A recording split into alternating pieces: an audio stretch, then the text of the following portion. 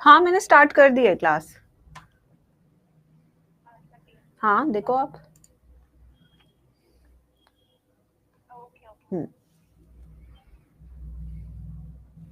Hi kids, hello everyone, welcome to the class बच्चों। Hello, welcome to the class. कैसे सभी बच्चा party?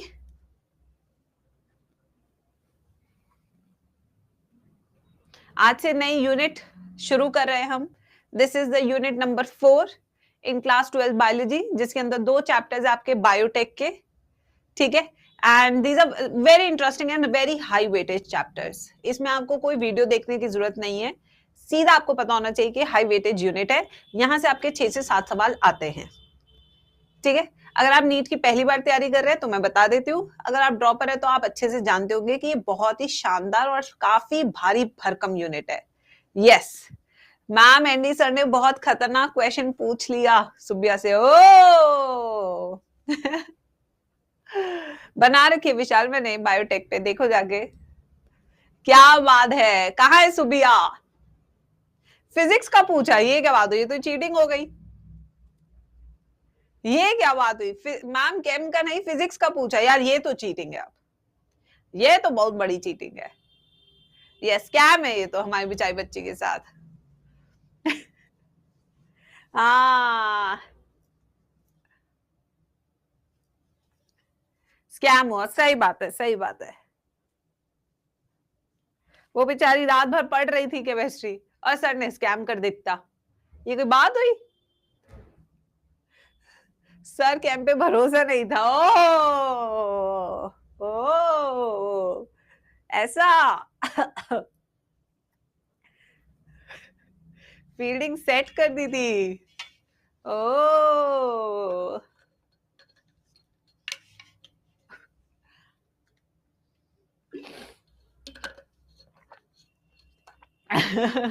चलो अब शुरू करते हैं। तो जैसे कि आपको सामने 3D दिख रहा है बच्चों, तो आज हम इस चैप्टर को एक लैब में रहते हुए समझेंगे। ये चैप्टर हमारा डेली लाइफ का चैप्टर है, इसे हम लैबोरेटरी में जाके समझेंगे। मतलब कि हम इमेजिन करेंगे कि हम कहां पे है, लैब के अंदर मेरे बच्चों। यस, बिल्कुल बनाने हैं नोट्स, बट पहले हम इस चैप्टर की भावनाओं को समझेंगे। We will understand the soul of the chapter, ठीक है। तो अभी हम सबको कहां जाना है, लैब के अंदर। तो तैयार है सब लैब के अंदर जाने के लिए? यस, सब तैयार है लैब के अंदर जाने के लिए?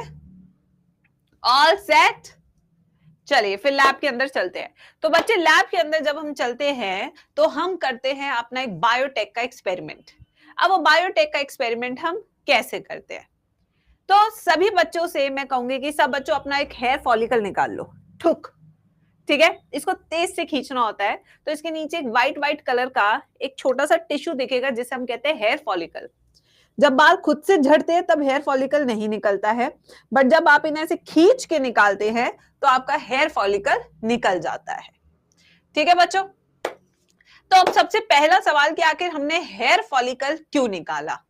हमने हेयर फॉलिकल इसलिए निकाला क्योंकि उस हेयर फॉलिकल के अंदर है सेल्स। क्या है बच्चों उसके अंदर? सेल्स।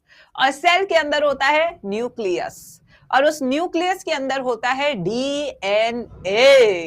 क्या होता है बच्चों उस न्यूक्लियस के अंदर? डीएनए, ठीक है। यही वो डीएनए है जो हमें चाहिए।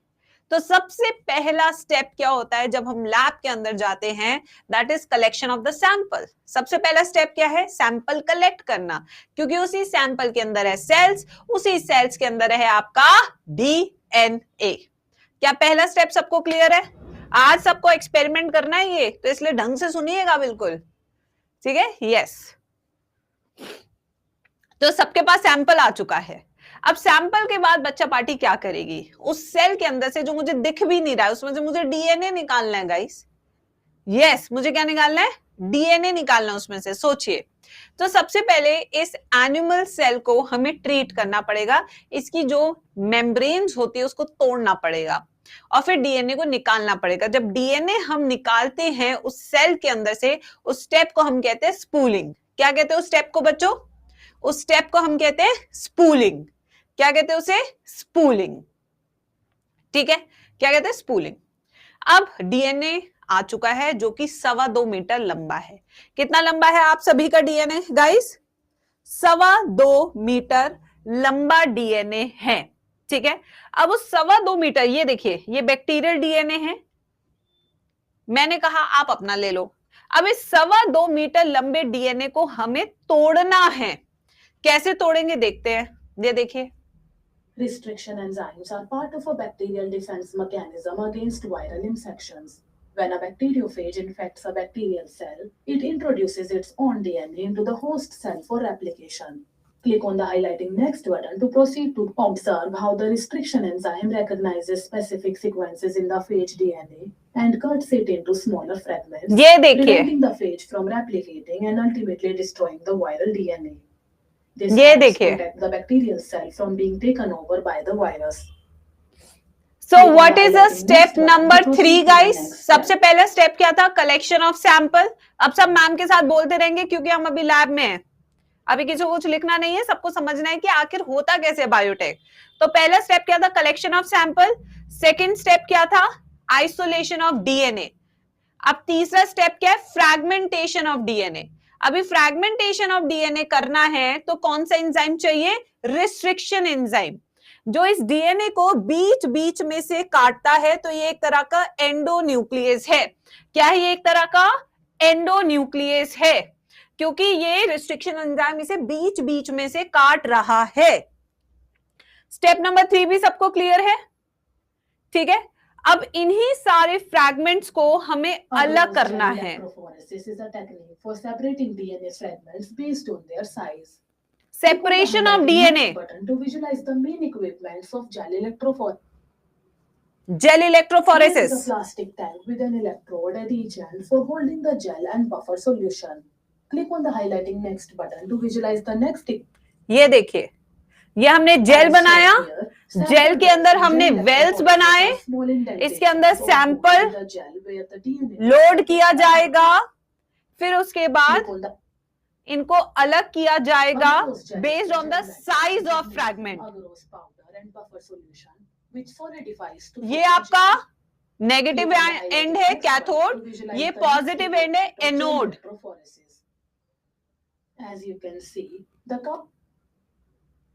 यहां से पावर सप्लाई को ऑन कीजिए, उसके बाद अरे भाई मेरे को अभी फाइनल रिजल्ट दिखाना है। यूवी लाइट्स की मदद से इसको विजुअलाइज करेंगे। ये देखिए, इस तरीके से लोडिंग करते हैं। ठीक है, It helps to visualize the samples as they move through the gel during electrophoresis. देखो, click on the highlighting next button to proceed to the next. A DNA ladder is a set of DNA samples and a DNA ladder are loaded into separate wells on the gel. अभी दिखाती हूँ ढंग से, रुको। Click on the highlight. When the gel is subjected to an electric current, click on the highlighting next button. The gel is placed inside. ये देखो यहाँ पे चल रहा है, ये देखो इस तरीके से जेल दिखेगा। ये देखो यहाँ पे डीएनए बैंड्स, ये देखो। The image is then displayed on a computer screen and analyzed using software to determine the sizes of the DNA fragments. हाँ, Click on the reset button to visualize the equipment and process of gel electrophoresis again, or click on the next level buttons given in the bottom panel to learn more about them. चलो बच्चों, तो वापस से एक बार फिर से शुरू से स्टार्ट करते हैं। तो पहला स्टेप क्या था? चलो आ रहा बताओ। What was the step number 1? Collection of sample. What is the step number 2? Isolation of DNA. What is the step number 3? Yes, what is the step number 3? Use of restriction enzymes. क्या है step number 3? Use of restriction enzyme. फिर उसके बाद fragments of DNA को अलग करना on the basis of size. Now we are going to use a technique called gel electrophoresis. कौन सी technique है? Gel electrophoresis. फिर इसको विजुअलाइज करना है यूवी ट्रांस इल्यूमिनेटर में। ये हमारा विजुअलाइज करने का सिस्टम है, ठीक है। इसे हम क्या कहते हैं? Transilluminator. फिर उसकी जेल के अंदर से डीएनए को निकालना है, तो उस स्टेप को हम कहते हैं इल्यूशन। क्या कहते हैं उस स्टेप को? इल्यूशन बोलते हैं, ठीक है। उसके बाद अब डिजायर डीएनए आ चुका है, उसको सेल के अंदर भेजना है, तो एक टैक्सी चाहिए। क्या चाहिए? एक टैक्सी चाहिए जो हमारे पैसेंजर को उसकी डेस्टिनेशन तक छोड़ सके। उस टैक्सी को हम क्या कहते हैं? Cloning vectors. क्या बोलते हैं उसको हम? Cloning vectors. used to carry foreign DNA fragments into host cells during the process of molecular cloning. PBR322 is a commonly used plasmid cloning vector.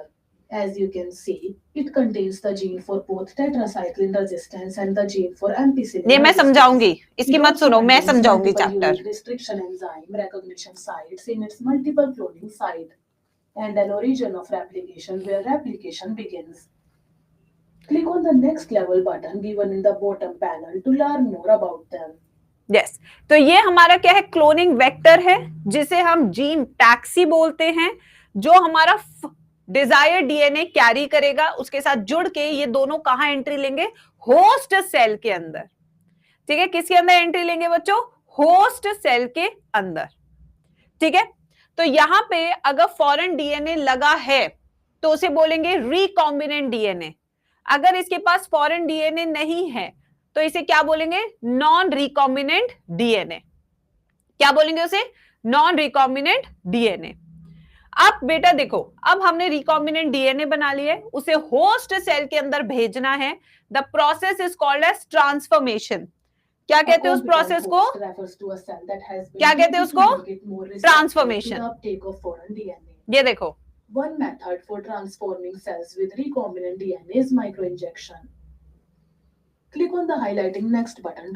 In this method, ये a देखो, fine needle is used to directly inject DNA into the nucleus of a target cell. देखो and direct click inject on कर the दिया। repeat button to visualize the process again, or click on the gene gun button to learn about it. This is what? This is transformation, micro injection. The gene gun में gun देखो, method is a technique used to introduce DNA or other molecules into the target cells plant cell. using high velocity microprojectiles. ये देखो, ये gun है, Observe how DNA coated gold ये particles gold are और tungsten transferred coated through a gene particles using हैं, high pressure. ये plant cell है। Click on the highlighting next button to visualize it more closely. अब transformation हो गया, यानी कि हमारा रिकॉम्बिनेंट डीएनए होस्ट सेल के अंदर जा चुका है। ये होस्ट सेल प्लांट सेल भी हो सकता है, ये हमारा बैक्टीरियल सेल भी हो सकता है, ये हमारा एनिमल सेल भी हो सकता है, ठीक है। ये कुछ भी हो सकता है, उसके अंदर चला गया। उसके बाद अब बेटा इतने छोटे सेल में ये रिकॉम्बिनेंट डीएनए गया नहीं गया, तुम्हें दिख रहा है क्या? बताओ जरा, अरे बताओ, क्या तुम्हें ये सब दिख रहा है? आप कहेंगे नो मैम, हमें नहीं दिख रहा है। तो फिर कैसे पता करेंगे? उसके लिए एक स्पेशल सिलेक्शन प्रोसेस होता है जिसे हम कहते हैं स्क्रीनिंग। क्या कहते हैं उसको? स्क्रीनिंग। स्क्रीनिंग और सिलेक्शन के बाद जब हमें डिजायर्ड होस्ट सेल मिल जाता है रिकॉम्बिनेंट डीएनए के बाद, उसे हम बड़े बड़े वेसल्स में ग्रो करते हैं, जो कहते हैं बायोरिएक्टर्स। उसके बाद इनकी प्रोसेसिंग करते हैं, डाउनस्ट्रीमिंग करते हैं और उस प्रोडक्ट को बेच देते हैं मार्केट के अंदर। बस खत्म हो गया चैप्टर। चैप्टर खत्म। अब आप घर जा सकते हैं, बिल्कुल घर जा सकते हैं आप। और क्या, ये है चैप्टर, और कुछ है ही नहीं। चैप्टर खत्म। अरे कि मैं नहीं जोक मार सकती क्या? सारे जोक तुम्हें ही मारने का हक है। So let me tell you, these 2 hours with you guys are the best 2 hours of my entire day, where I laugh a lot, where I am happy. Actually, I'm very happy.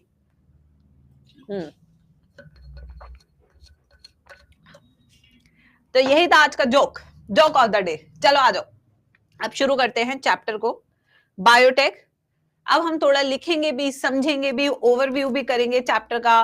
Ma'am सब बताएंगे आपको, ठीक है। तो सबसे पहले biotech पे आते हैं। Bio means what? बायोटेक्नोलॉजी।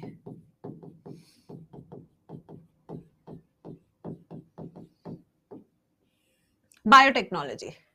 अब बायोटेक्नोलॉजी में जो वर्ड बायो है, बायो का मतलब क्या है? लाइफ। क्या मतलब है बच्चों? लाइफ। तो लाइफ के साथ जब हम टेक्नोलॉजी को जोड़ते हैं तो वो इवेंचुअली बन जाता है बायोटेक्नोलॉजी। इंडिया में इस फील्ड का स्कोप कम है, बट अगर आप फॉरेन में जा रहे हैं तो ये अच्छा है, काफी अच्छा है, ठीक है। यस, काफी अच्छा स्कोप है। जीआरई के एग्जाम्स हो गए, ये सब एग्जाम हो गए, लोग अच्छा करते हैं यार बाहर जाके। सिंगापुर आज का बहुत फ्लरिशिंग है, वहां तो अच्छा लाइफस्टाइल भी है, वहां पे अच्छा पे स्केल भी है, काफी अच्छा है वहां पे। मेरे तो बहुत सारे स्टूडेंट्स है भी जो सिंगापुर से बायोटेक कर रहे हैं, ठीक है। तो यहाँ पे क्या है, when we use technology in living organisms to create products for the welfare of humankind, ठीक है, इसे हम क्या कहते हैं, बायोटेक्नोलॉजी। हाँ, जॉब थोड़ा मुश्किल है। So when we use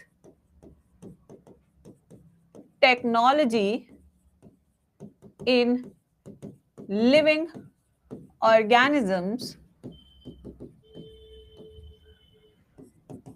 to obtain products which are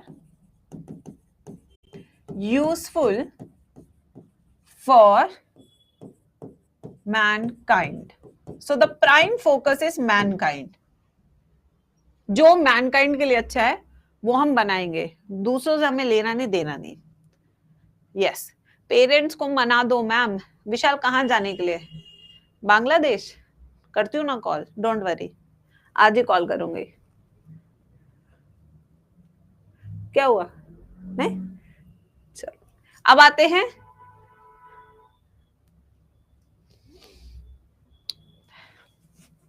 history पे। जब भी हम कोई चीज शुरू करते हैं तो पहले हम हिस्ट्री जरूर देखते हैं, ठीक है बच्चों। तो आओ हिस्ट्री देखते हैं इसकी, हिस्ट्री। तो हिस्ट्री शुरू होती है 1963 से। कौन सी पहली डिस्कवरी हुई थी? 1963 में। क्या हुआ था 1963 में? हैमिल्टन स्मिथ एंड हिज को वर्कर्स, ठीक है। कौन थे हमारे? हैमिल्टन स्मिथ एंड हिज को वर्कर्स। इन्होंने क्या खोज की थी? कोई भी बता सकता है क्लास में, क्योंकि ये काफी इंपॉर्टेंट क्वेश्चन है। यस बच्चों, क्या डिस्कवरी की थी? First restriction enzyme, first restriction enzyme was discovered। और ये पहला रिस्ट्रिक्शन एंजाइम जो डिस्कवर हुआ था उसका नाम क्या था? नीट का डायरेक्ट क्वेश्चन, हिंद, जय हिंद, हिंद 2। क्या था उसका नाम? हिंद 2, ठीक है बच्चों। This was isolated discovered from a bacteria called Haemophilus influenza. किससे बाहर निकाला था मेरे प्यारे बच्चों इसे? हीमोफिलस इन्फ्लुएंजा एक बैक्टीरिया होता है जो निमोनिया कॉज करता है, वहां से, ठीक है बच्चों। इसी के साथ साथ एक और फ्री चीज मिल गई, by one get one offer देखा तुम लोगों ने? तो इन्होंने रिस्ट्रिक्शन एंजाइम को तो डिस्कवर किया ही, साथ में एक और चीज साथ में फ्री मिल गई, वो था एंजाइम डीएनए मिथाइलेज। क्या था वो एंजाइम? उस एंजाइम का नाम था डीएनए मिथाइलेज। ये दो चीजों की बवाल डिस्कवरी हो गई, भौकाली डिस्कवरी हो गई मेरे प्यारे बच्चों, ठीक है। तो मॉलिक्यूलर सीजर्स हमने इन्वेंट कर, इनका क्या काम है अभी पूरे चैप्टर में पढ़ाऊंगी, बिल्कुल बेसब्र मत होना, लंबी क्लास है, आराम से पढ़ेंगे साथ। फिर आते हैं दूसरा साल, वो था 1972। क्या हुआ था 1972 में? कोई बता सकता है? Stanley Cohen, Herbert Boyer created the first recombinant DNA, ठीक है। कौन कौन थे? Stanley Cohen and Herbert Boyer created first recombinant DNA। कैसे बनाया first recombinant DNA? Recombinant using antibiotic gene from plasmid Salmonella typhimurium.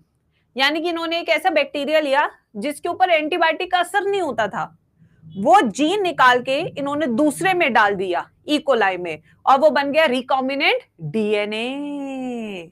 तो कौन सा जीन निकाला इन्होंने they what, they created recombinant DNA, they created recombinant DNA using antibiotic gene, resistant gene from Salmonella typhimurium.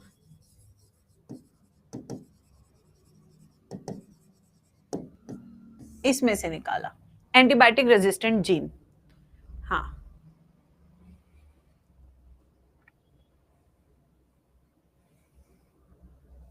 तो ये तो हो गई हमारी हिस्ट्री।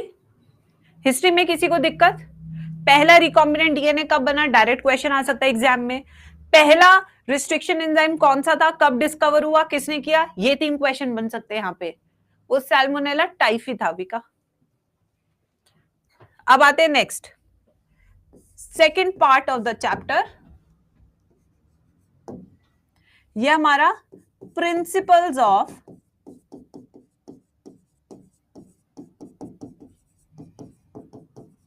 बायोटेक्नोलॉजी।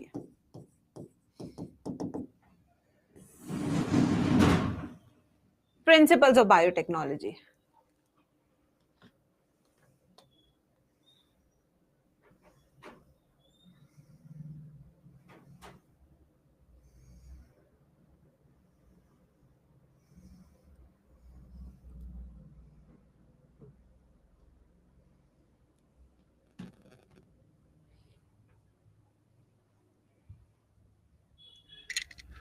थोड़ी बहुत आवाज आती रहती है बेटा।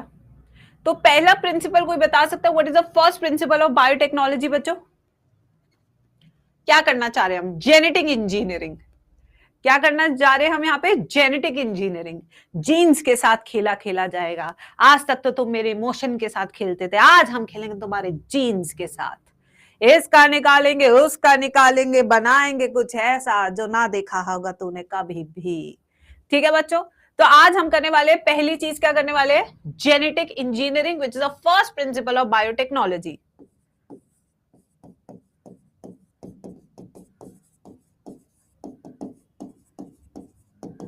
जेनेटिक इंजीनियरिंग क्या होती है? Genetic engineering, in this the changes are done in genetic material which can be either DNA, which can be either RNA.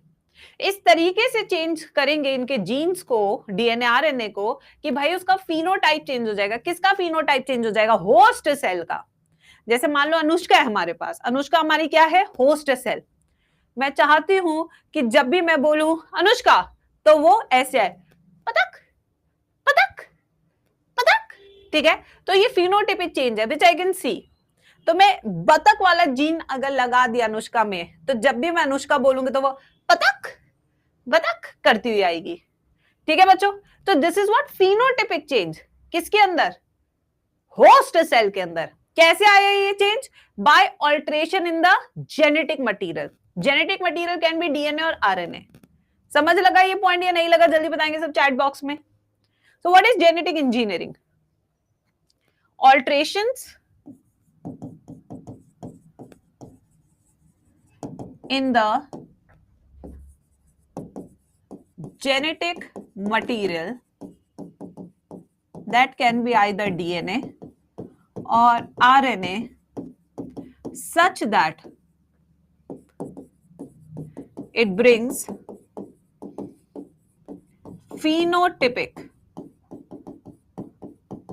changes in host cell. In host cell हो गया ना चेंज? मोनू कह रहा है ma'am मेरे को गधा बना दो। बताओ। नहीं बेटा, मैं अच्छी टीचर हूं, मैं ऐसी चीजें नहीं करती बच्चों के साथ। मेरे भोलेपन का फायदा मत उठाया करो तुम लोग क्लास में, मेरे को अच्छा नहीं लगता बिल्कुल भी। फिर आते हैं next, maintenance of sterile condition, which is a second important principle of biotechnology. Maintenance of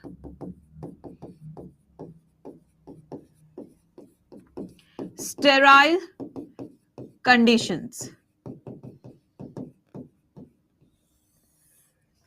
तो ये पॉइंट क्या कहना चाह रहा है बाबू, देखो ये पॉइंट क्या है बाबू, जब भी हम कोई एक्सपेरिमेंट करते हैं या हम खाना भी बनाते हैं तो क्या हम अनहाइजीनिक तरीके से बनाते हैं?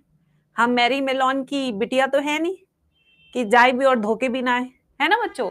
तो hygiene, sterilization is the first step. चाहे आप कुछ भी काम करो, इवन आप स्टडी टेबल पे भी बैठते हो तो थोड़ा झाड़ते हो, मैं भी स्टूडियो में आती हूँ तो सबसे पहले झाड़ू लगाती हूँ, डस्टिंग करती हूँ, तब जाके हम पढ़ाते हैं, है ना? ऐसे खाना खा रहे हो, हाथ धोते हैं, ठीक है, फिर बैठ के आराम से खाते हैं। तो ये बात कहने की बात नहीं, ये अंडरस्टूड बात है कि हमें माइक्रोबियल फ्री एनवायरमेंट रखना है जिससे कि कंटामिनेशन ना हो सके जो प्रोडक्ट हम बनाना चाह रहे हैं using the process of biotechnology. ठीक है, यस। अब लीना कह रही है मैम अंग्रेज इज वेरी वेरी गंदा। ये देखो, ये अंग्रेजों के साथ ही तो रहती है, इसको सब पता है। कहां से लेकर आते हो ये सब खबरें तुम? वो यहां आके गंदा हो जाते हैं, ऐसा ऐसा करना चाह रही हो? मैम ये देखने गई थी, वही वही मैं सोचूं, यहां तो पढ़ाने से टाइम नहीं मिल रहा है, लीना बाहर घुमाती है। तो क्या है बच्चों, it is a microbial free environment to ensure no contamination occurs during the experiment.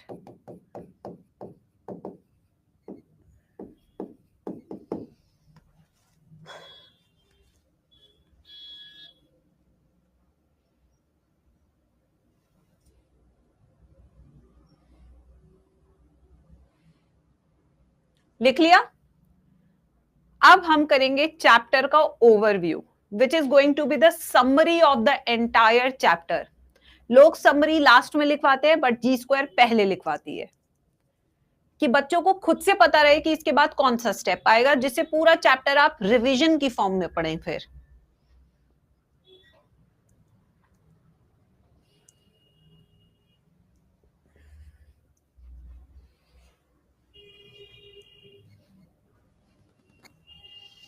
है ना, ये तो अपन को स्टाइल है।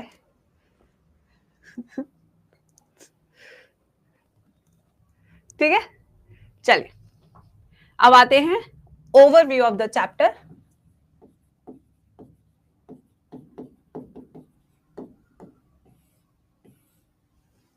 ओवरव्यू, तो सबसे पहले क्या किया था हमने? आज मैं स्पीड से नहीं लिख पा रही, काफी दिन हो गए ना, कल की क्लास में इसने लिखा नहीं था तो इसकी आदत छूट गई। आइए बच्चों, तो step number 1, now you can tell me, सबसे पहले हम क्या करेंगे? अब लैब में जाने का है तुम्हें वापस से। सबसे पहले collection of sample, the step 1 is collection of sample. जब सैंपल कलेक्ट हो जाता है तो उसमें से किसको आइसोलेट करना है मेरे प्यारे बच्चों? Isolation of DNA. Isolation of DNA, जब हम आइसोलेशन ऑफ डीएनए करते हैं तो एक स्पेशल तरह की टेक्निक का नाम मैंने बताया था, वो भी बताइए। स्पूलिंग। कौन सा पूलिंग? स्पूलिंग। ठीक है, ये टेक्निक। जब हमारा डीएनए आइसोलेट हो जाएगा तो ये 2.2 मीटर लंबा होता है, तो इसको तोड़ने के लिए क्या चाहिए प्यारे बच्चों? Next step is fragmentation of DNA. Fragmentation of DNA. अगर मुझे डीएनए को तोड़ना है तो स्पेशल टाइप ऑफ एंजाइम चाहिए, उसका नाम क्या था? उसका नाम था रिस्ट्रिक्शन एंजाइम्स।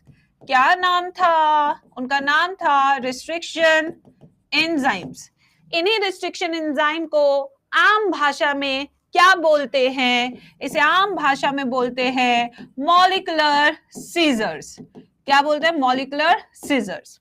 अब ये इतने सारे फ्रैगमेंट्स आ गए हैं, बेस्ड ऑन द साइज इनको छाटेंगे, उस छटाई को क्या कहते हैं?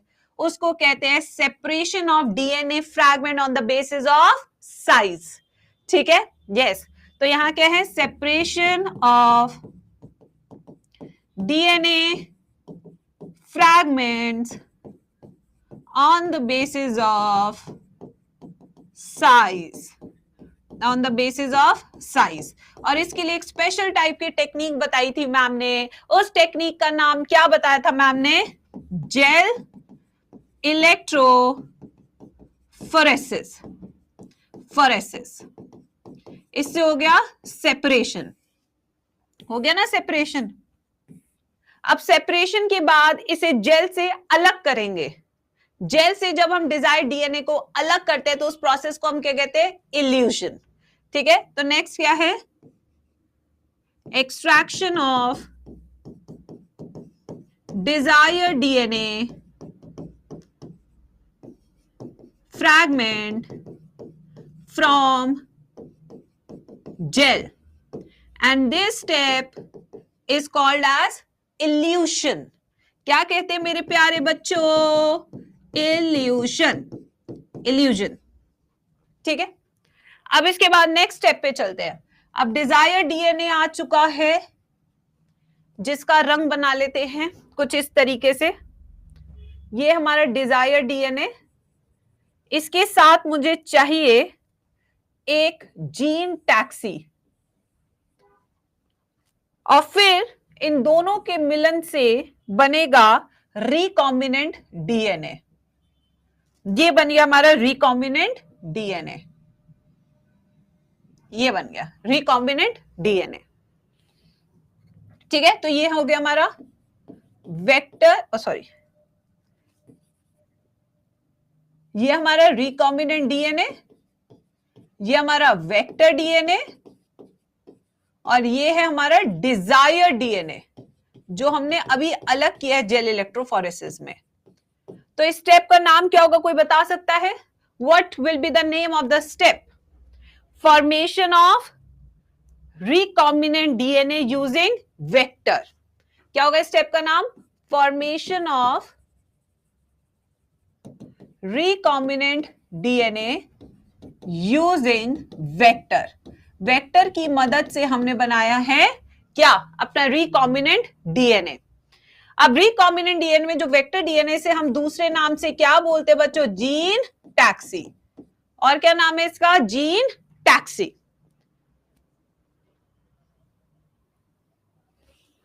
ठीक है, अब अगर मुझे इसकी नंबर ऑफ कॉपीज इंक्रीज करना है तो which technique I am going to use? I want to make millions of copies, millions of copies. Here I can use cloning, यानी कि मुझे इस स्टेप पे करनी है क्लोनिंग। जब मैं इसकी मल्टीपल कॉपीज बनाऊंगी, for this I can use a technique called PCR और पॉलीमरेज चेन रिएक्शन। क्योंकि एक रिकॉम्बिनेंट डीएनए से तो अपनी दाल गलेगी नहीं, हमें तो हजारों लाखों अरबों कॉपीज चाहिए। तो इसलिए हमें क्या करना होगा? एक टेक्निक यूज करनी होगी जो कम समय में ज्यादा कॉपीज बना के दे, और उसको हम कहते हैं पीसीआर। क्या कहते हैं उसको? PCR, amplification of desire DNA. उसके बाद इसको होस्ट सेल के अंदर भेजना है, होस्ट सेल के अंदर। तो नेक्स्ट स्टेप क्या हो गया? ट्रांसफॉर्मेशन। क्या हो गया? ट्रांसफॉर्मेशन, जिसके अंदर हम रिकॉम्बिनेंट डीएनए को किसके अंदर भेज रहे हैं? होस्ट सेल के अंदर। किसके अंदर भेज रहे हैं? होस्ट सेल में। अब यहां पे तीन सिचुएशन बनती हुई, ये एक सेल है होस्ट सेल, ये दूसरा होस्ट सेल है, ये तीसरी कंडीशन। इसके पास कुछ इस तरीके से है वेक्टर, और इसके पास कुछ इस तरीके से है वेक्टर। चलो बेटा, पहला केस कौन सा है? पहला केस कौन सा है? What is the case one? Case one क्या है? What is the case one? Non transformed, क्योंकि उसमें ट्रांसफॉर्मेशन हुआ ही नहीं है। दिस इज नॉन ट्रांसफॉर्म्ड, नहीं हुआ इसमें ट्रांसफॉर्मेशन। ठीक है, दूसरा केस क्या है, ट्रांसफॉर्म्ड, बट ट्रांसफॉर्मेशन किसका हुआ है, नॉन रिकॉम्बिनेंट डीएनए का।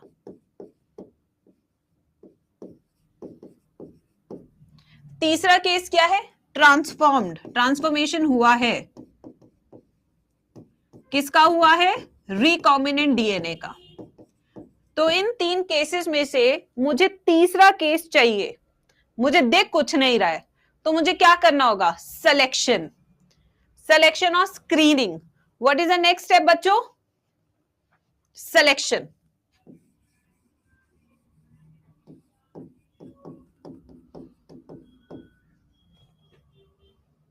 सिलेक्शन, सिलेक्शन के बाद बायोरिएक्टर्स, बायोरिएक्टर्स के बाद डाउनस्ट्रीम प्रोसेसिंग। जगह थोड़ी कम पड़ गई थी, नेक्स्ट स्लाइड पे लिखने का कोई फायदा नहीं था, इसलिए यही है पूरा चैप्टर। इन्हीं हर स्टेप को हमें डिटेल में पढ़ना है बेटा।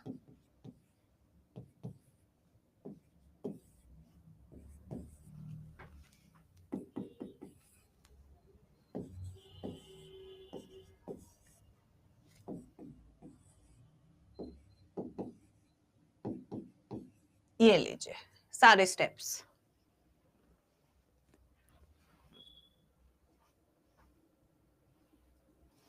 इतना सा चैप्टर, यस यश, बस खत्म, कुछ है ही नहीं चैप्टर में। पूरे चैप्टर की हेडिंग्स मैंने सामने लिख दी है तुम लोग की।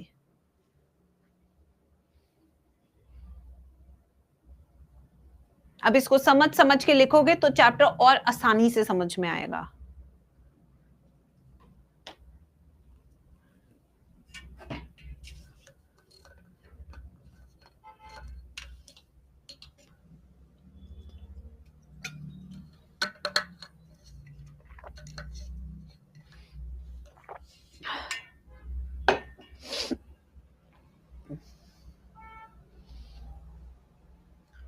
Bye ma'am, chapter over. Okay Ayush, मिलते हैं सीधा बायो के पेपर वाले दिन।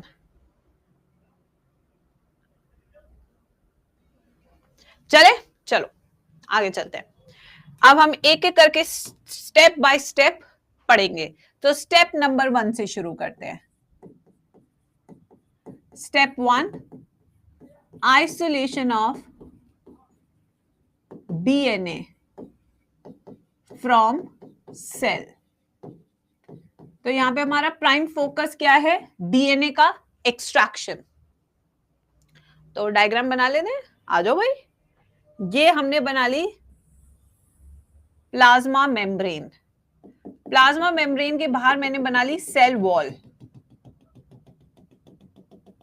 ये बना लिया न्यूक्लियस, इसके अंदर बना लिया डीएनए। ये बना लिया हमने प्रोटीन्स, ये हमने बना लिया आरएनए। तो ये क्या हमारी सेल वॉल, ये हमारी प्लाज्मा मेम्ब्रेन, ये है हमारा आरएनए, ये हमारे प्रोटीन्स, और ये है हमारा डीएनए। चलो भाई, कहां तक पहुंचना है, पीछे कर दूं, ये लो आराम से बनाओ। जब बना लो तो बता देना, आगे चलेंगे आराम आराम से, कोई दिक्कत की बात नहीं है। आज किसी की शादी थोड़ी है क्लास में जो जल्दी जल्दी काम करना है हमें, ना किसी की हल्दी छूट रही, ना किसी की मेहंदी। लिखो लिखो,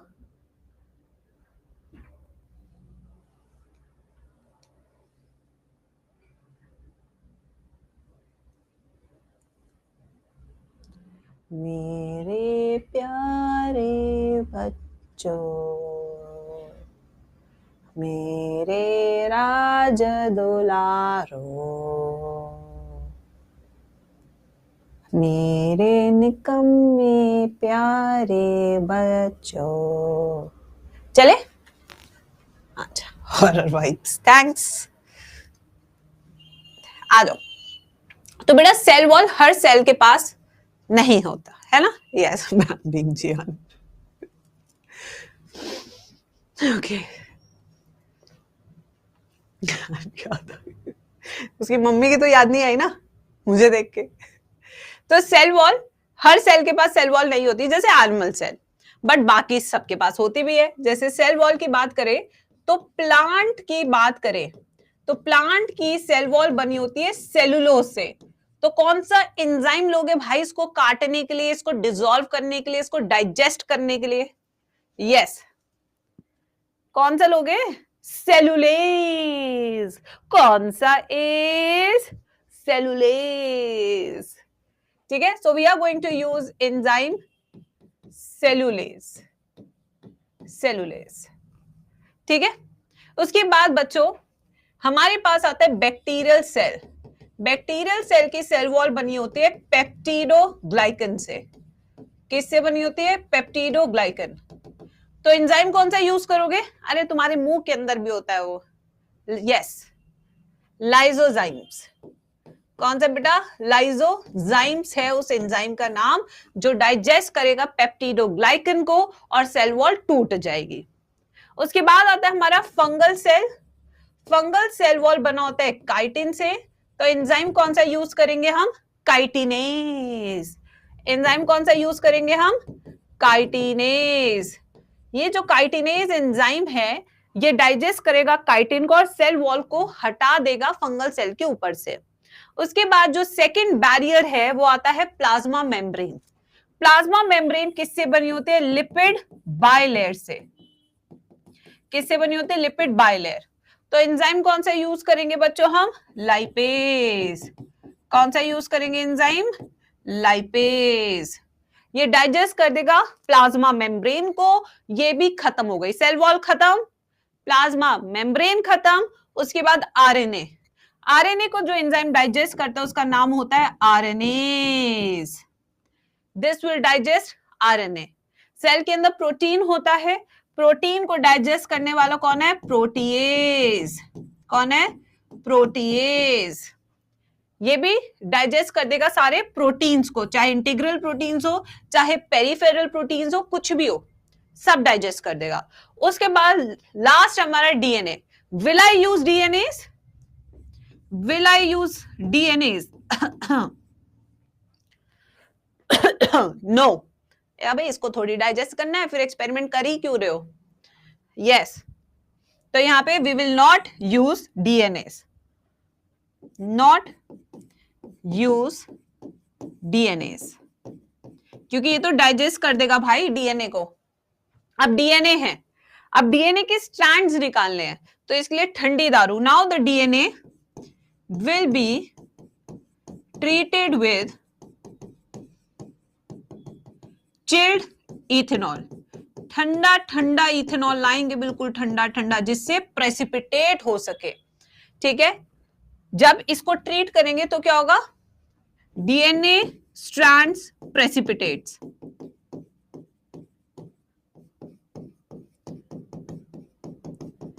क्यों प्रेसिपिटेट हो जाते हैं? क्योंकि चिल्ड इथेनॉल में डालो और उसे मिक्स करो फटाफट से। तो उस प्रोसेस को हम स्पूलिंग कहते हैं। इस प्रोसेस को हम क्या कहते हैं? Spooling.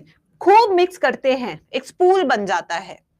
This step is called as spooling. इस स्टेप को क्या कहते हैं मेरे प्यारे बच्चों? स्पूलिंग।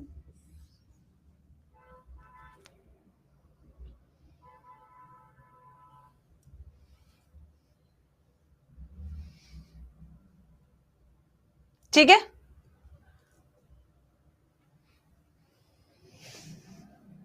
अच्छा लग रहा है सुन के कि स्कूल वाले कुछ प्रैक्टिकल्स करा रहे हैं।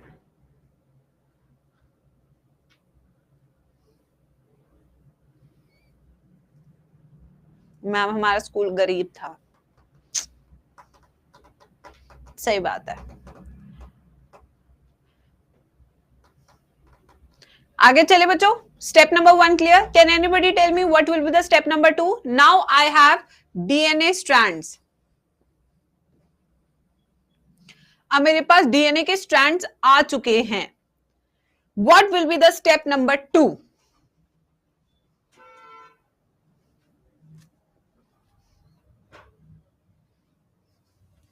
स्टेप 2 काफी बड़ा स्टेप है ये, फ्रैगमेंटेशन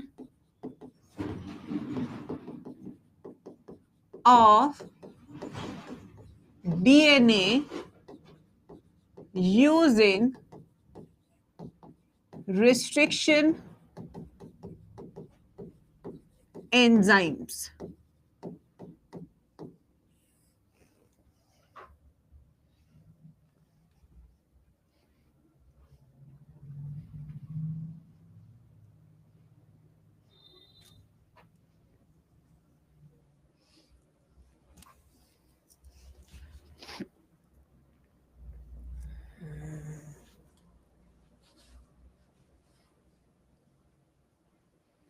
ओके तो सबसे पहले हम इसकी डिस्कवरी पे चलेंगे बच्चों। Will talk about discovery of restriction enzymes, आखिर कैसे हुई। इसके लिए एक डायग्राम बना लेते हैं। This is your bacterial cell, Haemophilus influenzae, ये सेल वॉल, ये प्लाज्मा मेम्ब्रेन। कौन सा बैक्टीरिया है एवरीबॉडी जो यूज किया था Hamilton Smith and his coworkers ने? ये हीमोफिलस इन्फ्लुएंजा, ठीक है। इसके अंदर अपना जेनेटिक मटेरियल है, ये इसका खुद का जेनेटिक मटेरियल है, मेम्ब्रेन बाउंड नहीं है, ठीक है। प्लस इसके पास क्या है बच्चों? एक प्लाज्मिड है इसके पास। क्या इसके पास एक वेक्टर है प्लाज्मिड। समझ में आ रहा है नहीं आ रहा है सबको? तो ये क्या है इसका? प्लाज्मिड है। ये क्या है इसके पास? इसका जेनेटिक मटेरियल है।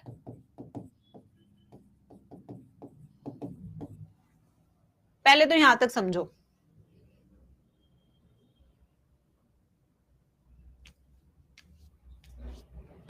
ठीक है। अब ध्यान से सुनना, कोई लिखेगा नहीं 2 मिनट। इस बैक्टीरिया को इंफेक्शन कराया थ्रू बैक्टीरियोफेज। किससे इंफेक्शन करा रहे? बैक्टीरियोफेज से। क्या होता है बैक्टीरियोफेज? बैक्टीरियोफेज है ये। बैक्टीरियोफेज एक वायरस होता है जो इन्फेक्ट करता है बैक्टीरिया को। वायरस विच इन्फेक्ट्स बैक्टीरिया, ऐसे वायरसेस को हम बोलते हैं बैक्टीरियोफेज।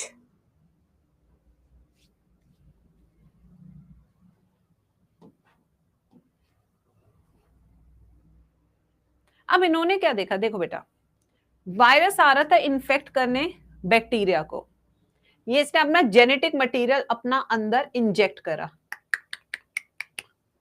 जैसे ही वायरस का जेनेटिक मटेरियल बैक्टीरिया के अंदर आया, बैक्टीरिया कहते ऐसे कैसे, अरे ऐसे कैसे? तो बैक्टीरिया ने कहा सेनापति जाओ, जाओ सेनापति से तू।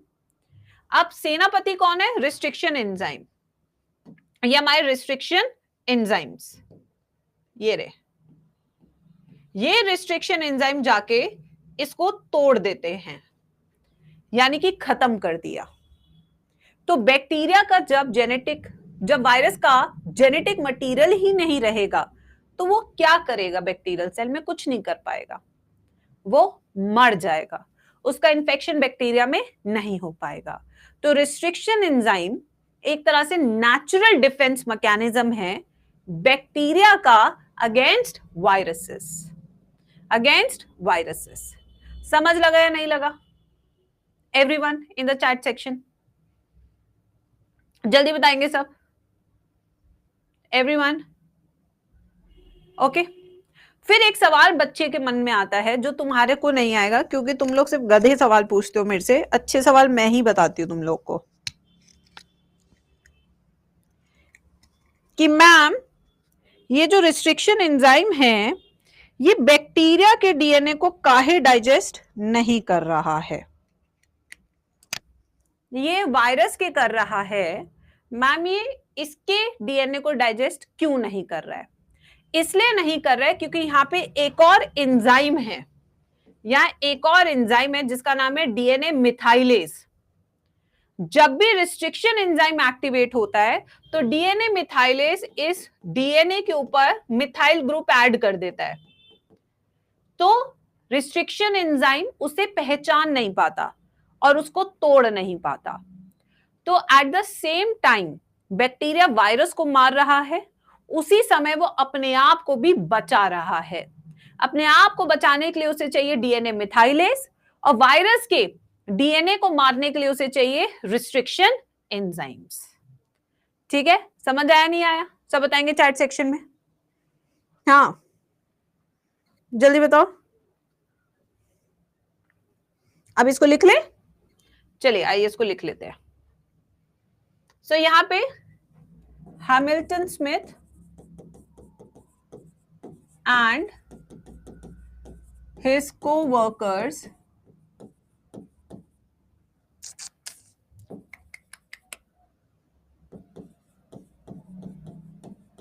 in 1963 discovered पहला restriction enzyme. Now why they are called restriction enzyme? Because they restrict the growth of virus inside the bacteria. They restrict the growth of virus inside bacteria.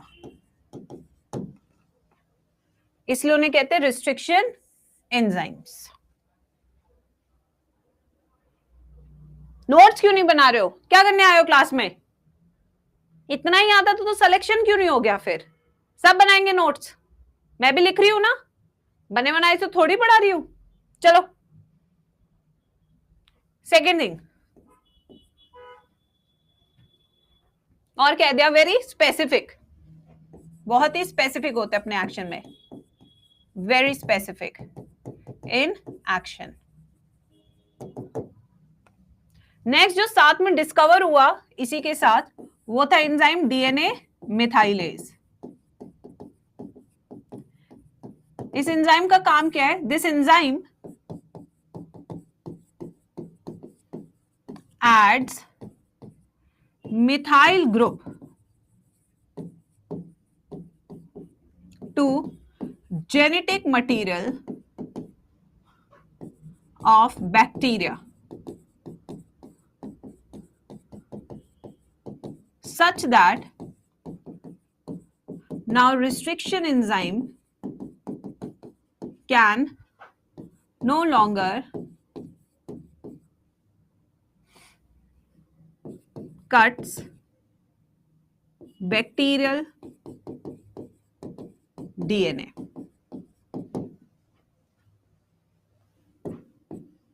This saves bacterial DNA from restriction enzyme.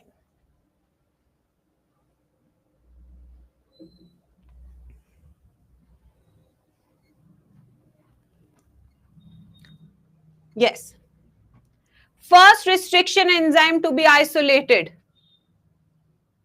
Very good, Ayan. Mansuri.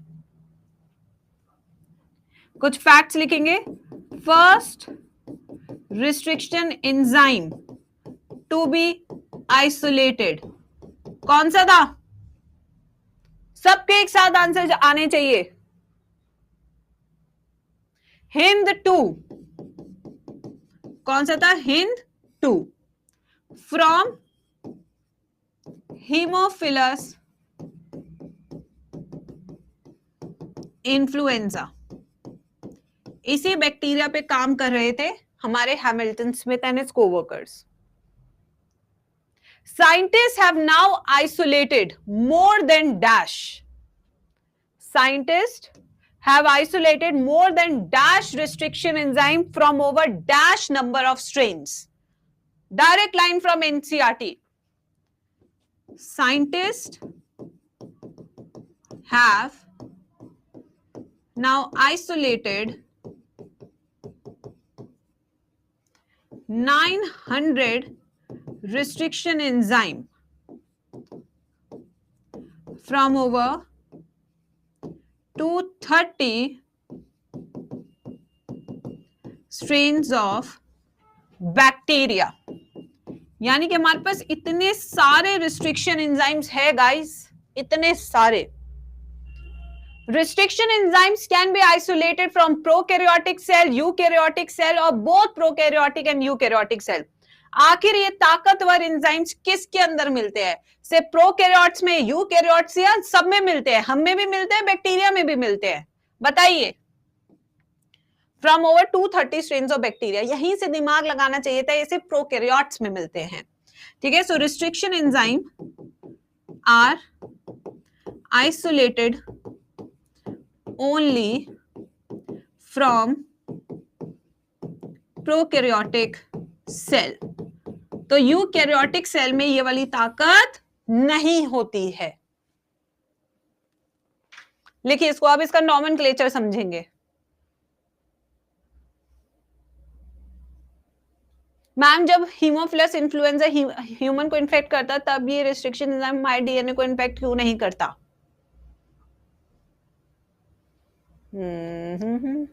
हम virus है. क्या लिखा है यहाँ पे? They restrict the growth of virus inside bacteria. हम virus है. Ma'am हाथ कांप रहे हैं, साहिल इस उम्र में हाथ कांप रहे हैं, नॉट अ गुड साइन. अभी जीवन के कुछ अमूल्य काम है जो तुम्हें करने हैं, वो तुम नहीं कर पाओगे इस हालत में. थोड़ा खाया पिया करो, केसर का दूध पिया करो, मौसम आ गया है.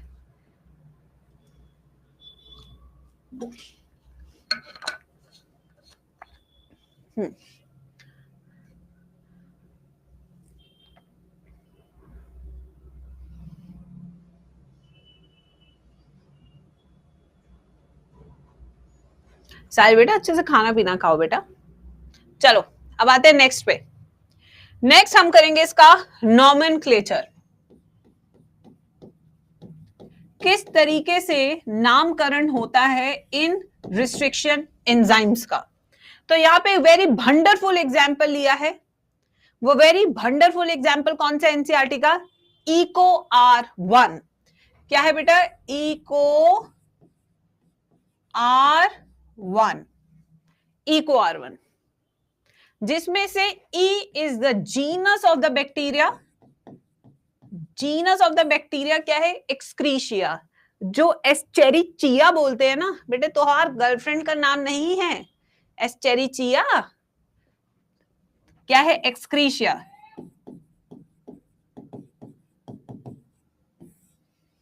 ठीक है. CO क्या है? This CO represents a species of bacteria. Here species of the bacteria is coli. Excretia coli. Coli means colitis. आपके कोलोन में भी मिलता है ये बैक्टीरिया. जब ज्यादा होता है तो यही यूटीआई भी करता है, urinary track infection. The R represents strain. R represents strain. Strain कौन सा इसका? R/13. कौन सा? R/13. And here 1 represents order of isolation. Order of isolation. Order of isolation कि ये एंजाइम पहली बार इस स्ट्रेन में से निकाला गया तो उसका 1 हो जाएगा नंबर.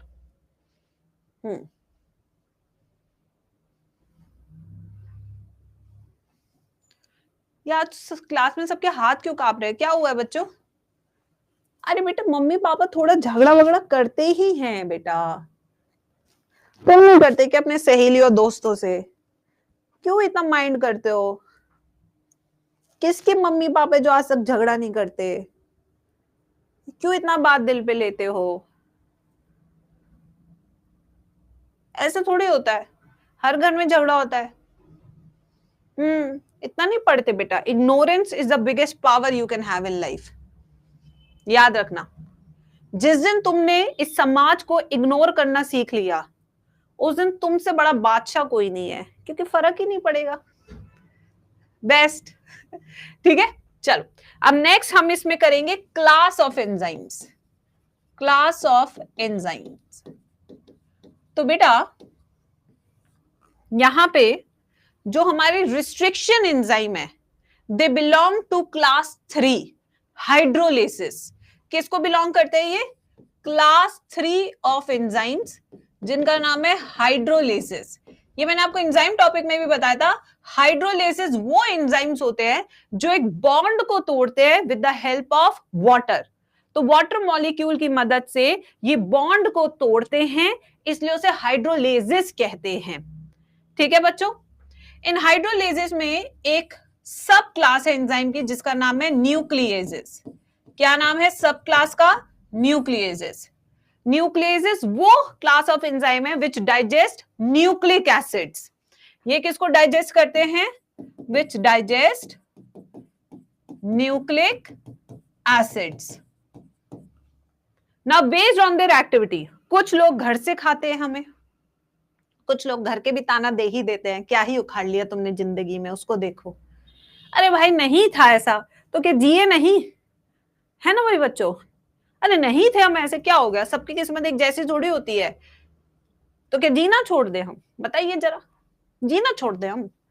तो कुछ लोग घर के ही पेल देते हैं, सुना देते हैं, कुछ लोग बाहर के सुना के चले जाते हैं, बस ऐसे ही जिंदगी कट जाती है हमारी। तो यहाँ पे भी दो तरह के एंजाइम है, एक है एक्सोन्यूक्लिएजेस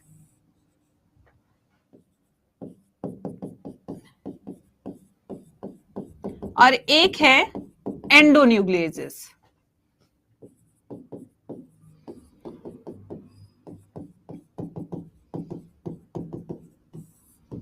एक्सोन्यूक्लियस, मान लीजिए हमारा क्या है, ये डीएनए है, दिस इज आ डीएनए।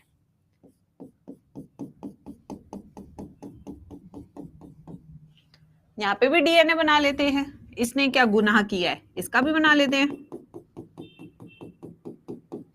अब देख लो, ये क्या है बच्चों? ये बाहर से यहां से अटैक होगा, यानी कि removes the nucleotide from terminal part of DNA. तो एक्सोन्यूक्लियस कैसे काम करना है? ये कॉर्नर से हटा रहा है न्यूक्लियोसाइड्स को, न्यूक्लियोटाइड्स को एक एक करके क्या कर रहा है? उसके एंड्स को काट रहा है, पता भी नहीं चल रहा है। ये क्या है? एंडोन्यूक्लियस। ये बीच में से फॉस्फोडाइएस्टर बॉन्ड तोड़ रहा है, जिसके कारण आपके फ्रैगमेंट्स बन रहे हैं। ये बीच में से तोड़ने वाला है, ये कोनों में से तोड़ने वाला है, इसलिए इसे एक्सोन्यूक्लियस बोल रहे हैं, इसको एंडोन्यूक्लियस बोल रहे हैं। समझ आया नहीं आया? सो एक्सोन्यूक्लियस क्या है? These enzymes removes nucleotides from terminal part of DNA by breaking phosphodiester bond.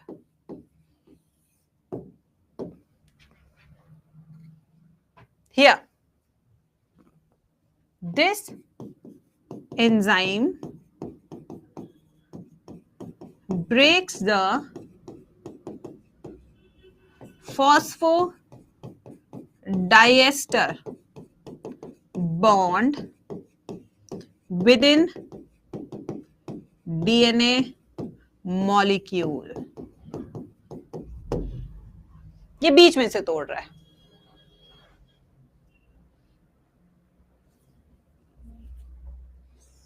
अब दोनों में से देख के बताओ रिस्ट्रिक्शन एंजाइम किसका एग्जाम्पल है? रिस्ट्रिक्शन एंजाइम किसका एग्जाम्पल है? एंडो या एक्सो का? So restriction enzymes are examples of endonucleases. ये अंदर से तोड़ते हैं डीएनए को, ना कि बाहर से। ठीक है, ये लिख लीजिए। उसके बाद हम करेंगे प्रॉपर्टीज ऑफ रिस्ट्रिक्शन एंजाइम।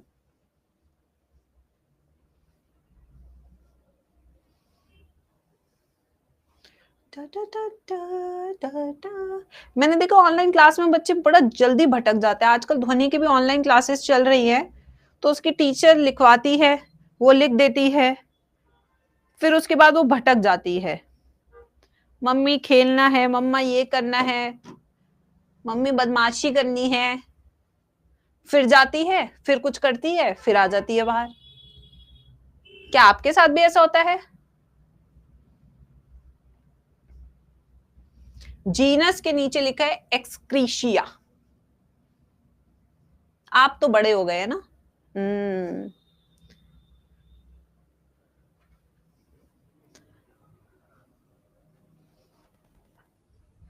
आइए बच्चों नेक्स्ट पे चलते हैं। Properties of restriction enzyme. इसमें एक बहुत ही पॉपुलर प्रॉपर्टी है जिसके बारे में आप जानते होंगे, पैलिंड्रोमिक सीक्वेंस। इन्हें पैलिंड्रोमिक सीक्वेंस चाहिए ही चाहिए। ऐसे नहीं कोई भी सीक्वेंस आया और काट दिया, ना जी ना, बहुत ही स्पेसिफिक होते हैं, ऐसे नहीं होता।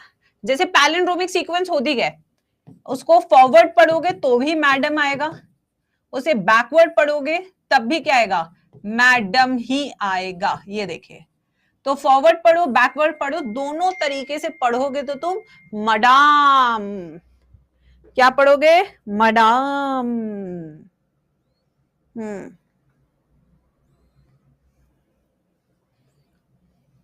ठीक है, दोनों तरफ से। Malayalam level, yes. और भी एग्जांपल जैसे नितिन लेवल, लेवल, ये देखिए दोनों तरीके से, लेवल लेवल, मैडम मैडम। अब मैं तुम्हें एग्जाम्पल देती हूं, जैसे इको R1 का साइट है घातक। अब इसका कॉम्प्लीमेंट्री साइट क्या बनेगा बच्चों, इसका GAATTC।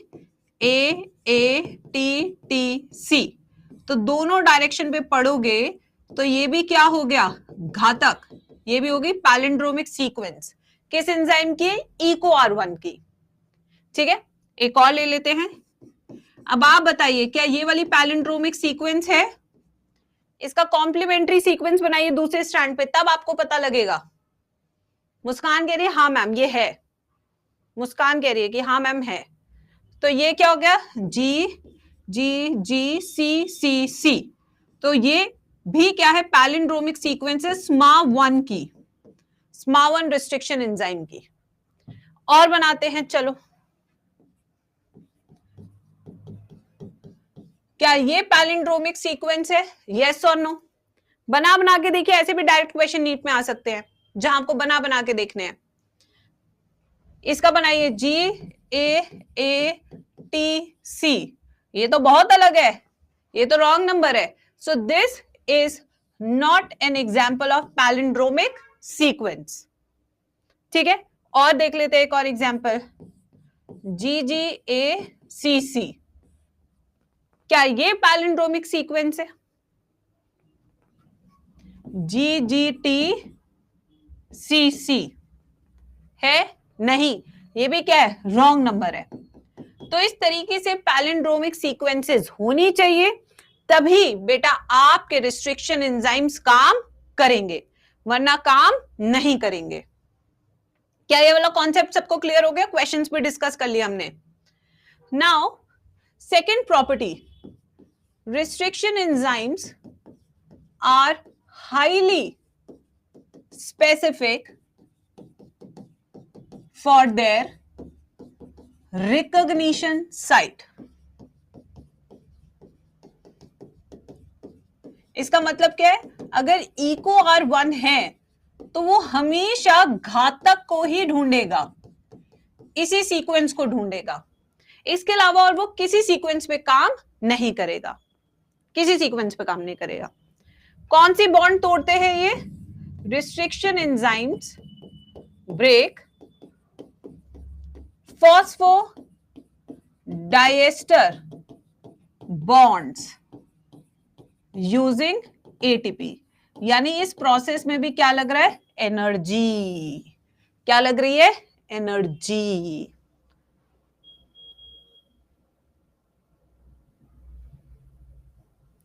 ना मैकेनिज्म, कैसे काम करते हैं रिस्ट्रिक्शन एंजाइम।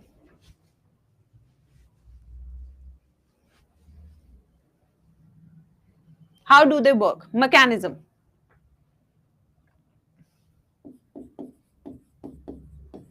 दो तरह के एंड्स प्रोड्यूस करते हैं, ये दो तरीके से कट करते हैं। एक होता है कि सीधा बोल दो भाई तू मेरी गर्लफ्रेंड नहीं है, मेरे को ब्रेकअप करने का है, ठीक है।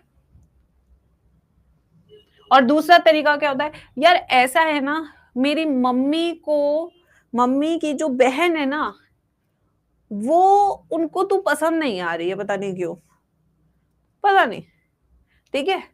तो ये क्या होता है? टेढ़ा काटना। टेढ़ा मतलब बात वही है, एक सीधी बोल दी और एक नहीं बोल पा रहा है, बस यू डिजर्व बेटर। यस, ठीक है बच्चों। तो दो तरह के एंड्स है यहां पे भी। एक है हमारे स्टिकी एंड्स, स्टिकी को हम ओवरहैंगिंग भी बोलते हैं, और इसका तीसरा नाम क्या है? Staggering ends. स्टैगरिंग भी बोलते हैं, स्टैगरिंग। तीनों ही नाम है, तीनों से ही सवाल आ सकता है नीट में। दूसरे तरह के जो एंड्स है, जो सीधा मुंह पे बोलने वाले, उन्हें हम कहते हैं ब्लंट एंड्स, या उन्हें कर दो फ्लश एंड्स। दो तरह के एंड्स है, सारे नाम आपको पता होना चाहिए, ठीक है बच्चों। मुंहफट, बिल्कुल सही। तो यहां पे हम एक एग्जाम्पल लेंगे घातक का।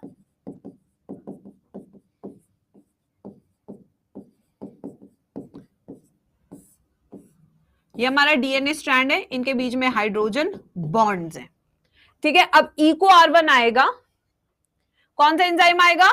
Eco R1। ये इको R1 एक कट यहां लगाएगा, एक कट यहां लगाएगा, यहां से बॉन्ड तोड़ देगा। तो जब ये बॉन्ड तोड़ेगा तो एक फ्रैगमेंट ये बनेगा, दूसरा फ्रैगमेंट ये वाला बनेगा। तो ये देखो ओवरहैंगिंग दिख रहे हैं, नहीं दिख रहे हैं? ये देखो लटका हुआ है, बता ही नहीं रहा है कि ब्रेकअप हुआ है या नहीं हुआ है। वो करवा चौथ रख रही है और इस गधे को बताना नहीं है कि ब्रेकअप हो गया है। ये सोच रहे खुद समझ जाएगी, ऐसे थोड़ी होता है, आके समझा भाई। ये देखिए, ये एक फ्रैगमेंट, ये दूसरा फ्रैगमेंट।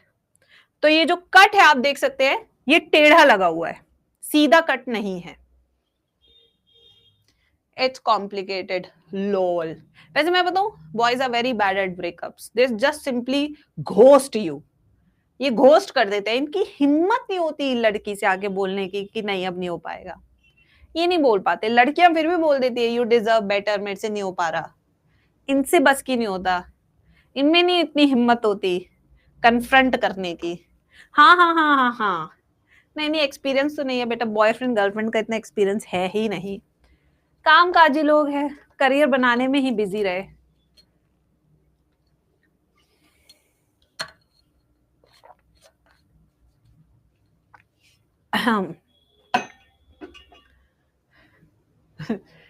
यश मैम, मेरे एक दोस्त था, वो पैचअप करने की जगह कैचअप बोल रही थी। कैचअप कर ले। अलग अलग किस्से कहानियां लेके आते हो तुम भी। अब आते हैं ब्लंट एंड्स पे। ब्लंट एंड्स देखो, ये हमने एक साइट ली है, ये हमारा डीएनए। यहां पे हम एंजाइम लेंगे specific to this sequence SMA1। यहां एक कट लग रहा है, यहां एक कट लग रहा है, तो यहां पे दो फ्रैगमेंट्स बन रहे हैं जो सीधे सीधे कटे हुए हैं, कोई भी लटका नहीं है, सीधा सीधा रिश्ता उभार। तो ये देखिए,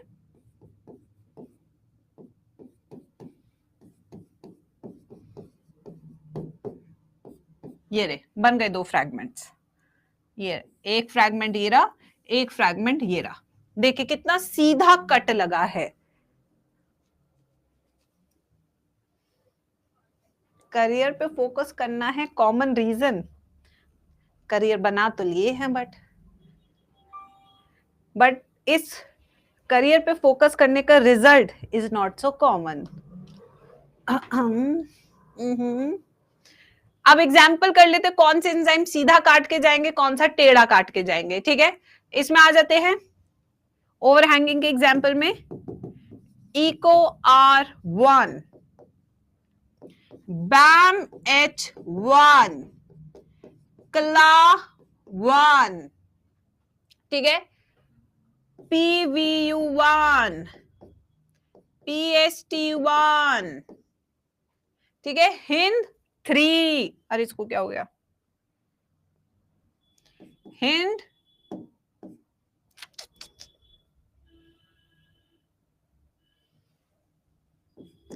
हिंद 3, और कौन से बच्चों, और कुछ किसी को आता हो, SAL1, इसके एग्जाम्पल इको R5, नीट का PYQ क्वेश्चन, SMA1, और कौन से इसके, हिंद 2, ये लो, ये हो गए एग्जाम्पल्स। मैकेनिज्म भी हो गया, प्रॉपर्टीज भी हो गई, नॉमेनक्लेचर भी हो गया, क्लास ऑफ एंजाइम भी हो गया, डिस्कवरी भी हो गया। यहां पे आपका रिस्ट्रिक्शन एंजाइम का पूरा टॉपिक खत्म हो गया। Now let us move to step number 3। Now what is the step number 3 in this chapter guys? अब हमारे पास बहुत सारे फ्रैगमेंट्स आ चुके हैं, बहुत सारे फ्रैगमेंट्स आ चुके हैं, तो अब करना क्या होगा गाइस? उन्हें अलग करना होगा।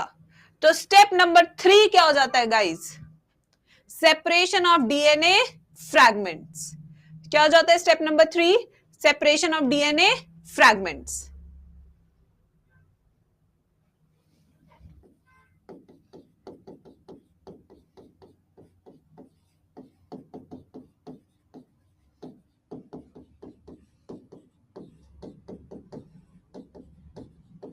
और इसके लिए टेक्निक कौन सी यूज करेंगे? Gel electrophoresis.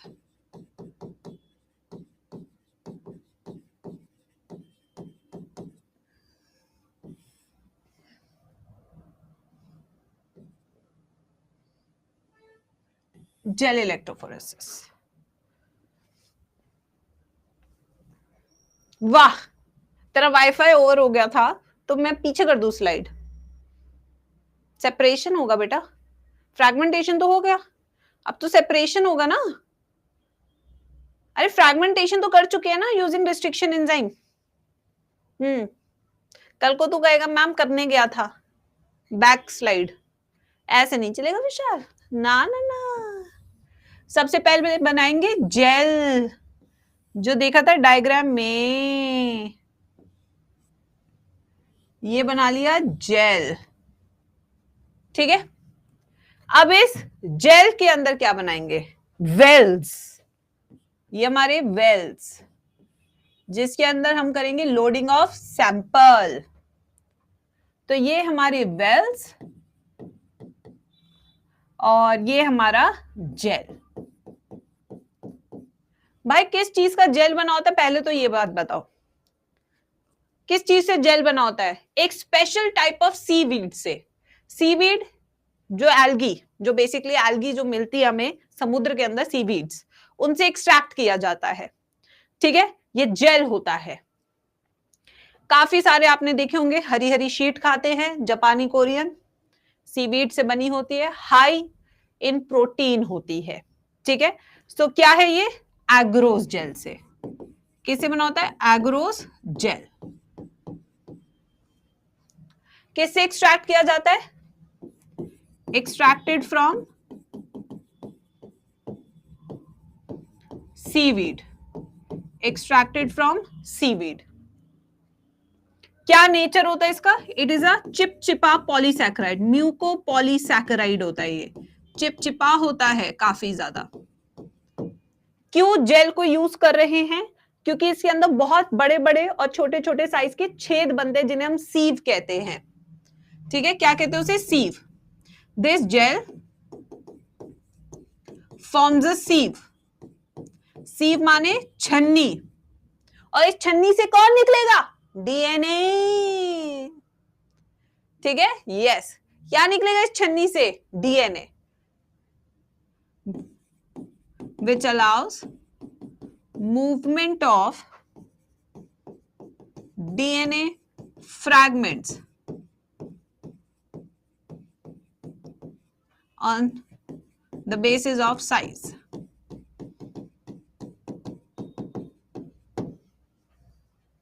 बेल्ट्स में क्या करेंगे?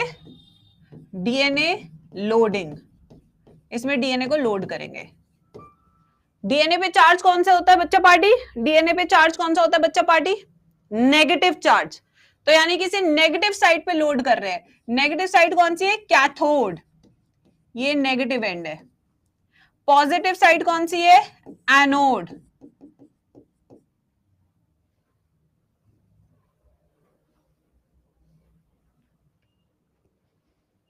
तो कहां से कहां डीएनए फ्रैगमेंट्स मूव करते हैं? DNA fragments move from cathode to anode. ठीक है, सबसे मोटे वाले भैया जी कहां रहेंगे? भैया जी इधर ऑरेंज कलर के बनाएंगे, फिर उससे छोटे वाले भैया जी, फिर मुन्ना भैया, फिर गुड्डू भैया, फिर और छोटे भैया, ये लो। तो सबसे मोटा वाला वेल के पास रहेगा, सबसे छोटा वाला सबसे ज्यादा मूव करेगा। ठीक है, ये लार्जेस्ट फ्रैगमेंट है जो सबसे मिनिमम मूवमेंट शो कर रहा है। ये स्मॉलेस्ट फ्रैगमेंट है जो मैक्सिमम मूवमेंट शो कर रहा है। ये तो हो गया हमारा जेल। हाँ वेदांत, बिल्कुल सही। ये सारे कैरेक्टर याद हैं। अभी पूछ लूंगी ब्राउन एल्गी के 3 एग्जाम्पल बता दो, नहीं बता पाएंगे, नहीं बता पाएंगे, बदमाश हैं सब।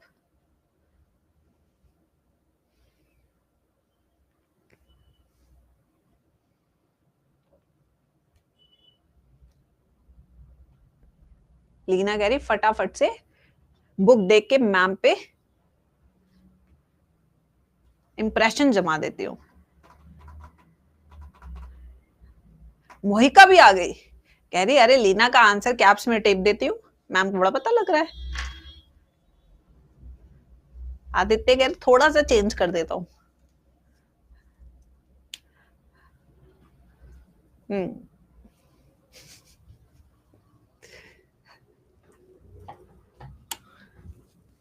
क्या ट्रिक थी? एक दीदी लाई साग फोकट में, एक दीदी लाई साग फोकट में, याद है? एक एक्टोकार्पस, दीदी डिक्टियोटा, लाई लेमिनेरियन, साग सरगैजम, फोकट फ्यूकस। फिर हो गया ना याद? इतनी अच्छी ट्रिक्स बता रखी तुम्हें।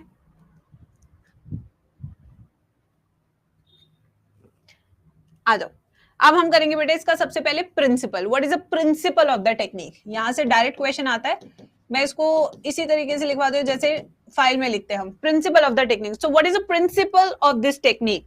That the DNA being a negatively charge molecule always move towards the positive side of the gel. यही था पहला इसका principle. And DNA fragments move on the basis of charge और on the basis of the size. ये भी एक NEET का question है, बताइए। Smaller the fragment farther it moves, larger the fragment lesser it moves. तो ये 3 प्रिंसिपल है इसके। ठीक है, तो पहला प्रिंसिपल क्या है इसका?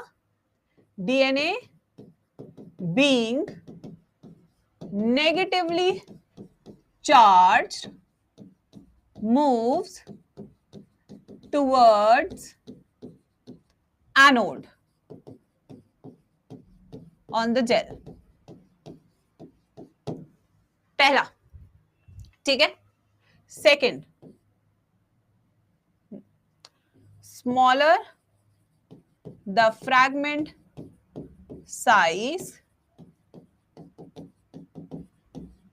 farther it moves on gel. Third, separation of DNA fragments are based on size, not on charge.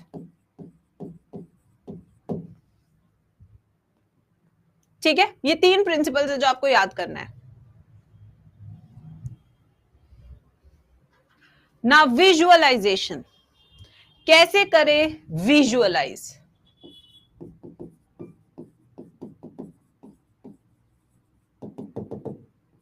Visualisation कैसे करना है? विजुअलाइज कैसे करेंगे? विजुअलाइज सबसे पहले डाई कौन सी यूज करेंगे भाई? स्टेप बाय स्टेप चलो ना. ETBR. We are going to use a dye, ethidium bromide. क्या कलर होता है इस डाई का? ये ऑरेंज कलर डाई होती है. कैसा नेचर होता है? इसे नंगे हाथों से यूज नहीं करना है, हमेशा ग्लव्स पहन के. क्यों? कार्सिनोजेनिक होती है. क्यों? क्योंकि ये होती है कार्सिनोजेनिक, कैंसर कॉजिंग डाई है. आके यही डाई क्यों यूज कर रहे हैं? क्योंकि ये डीएनए के ग्रूव्स में घुस जाती है, जैसे कि यहां पे घुस जाएगी और कलर देगी. डीएनए के ग्रूव्स में घुस जाती है वाली dye. So this ETBR intercalates within the grooves of DNA, giving color.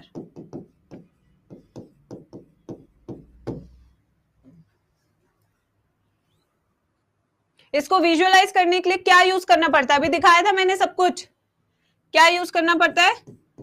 Trans illuminator. X ray या यूवी रेस कौन सी चाहिए जेल के ऊपर? एक्सरे या UV rays? UV light. UV light exposure on gel. तो कौन से कलर के बैंड दिखेंगे डीएनए के? ब्राइट ऑरेंज कलर बैंड्स दिखेंगे आपको. ब्राइट ऑरेंज कलर्ड बैंड्स दिखेंगे.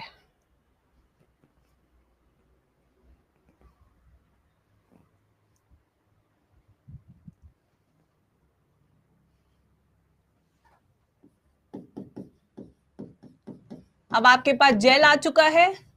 जेल के अंदर आपको डीएनए फ्रैगमेंट्स दिख रहे हैं.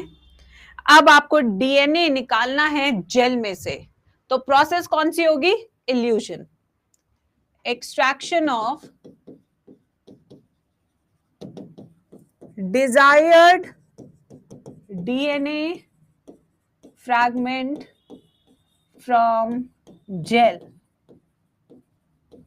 is called illusion. It's called illusion.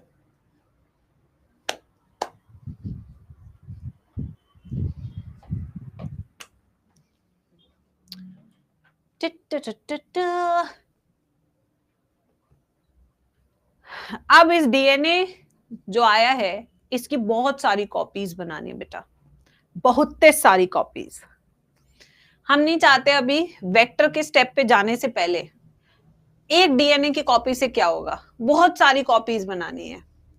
Cloning of desired DNA fragment using PCR, which is a step number 4. Step 4. Cloning of desired DNA fragment using PCR. तो इसमें हम करेंगे पॉलीमरेज चेन रिएक्शन. मैम आज ही chapter complete कराना है? हाँ बेटा बिल्कुल सही, सही पकड़ो.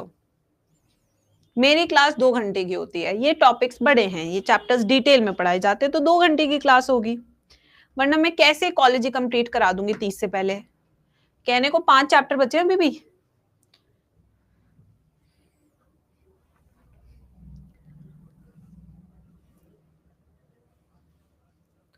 है ना बेटा, अभी डिटेल करोगे तब क्रैश कोर्स में एक क्लास में एक चैप्टर होगा ना।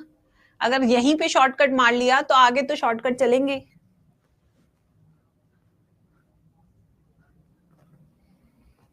ये एक बार तो डिटेल में आपको अच्छे से तसल्ली से सब करना ही चाहिए। तो सबसे पहले जो क्वेश्चन डायरेक्ट नीट में आता है, पीसीआर की फुल फॉर्म क्या है? Polymerase chain reaction. क्या है? पॉलीमरेज चेन रिएक्शन, ये है उसकी फुल फॉर्म। ठीक है, फिर उसके बाद डिस्कवरर, किसने डिस्कवरी की थी? किसी की थी? कैरी मुलिस ने, बिल्कुल सही, कैरी मुलिस।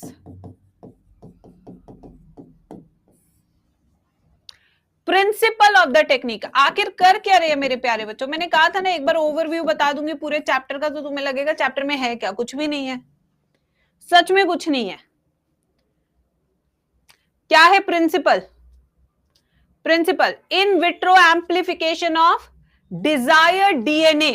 इन विट्रो का मतलब outside the cell we are increasing the number of copies of desired DNA sequence. In vitro means outside cell, amplification of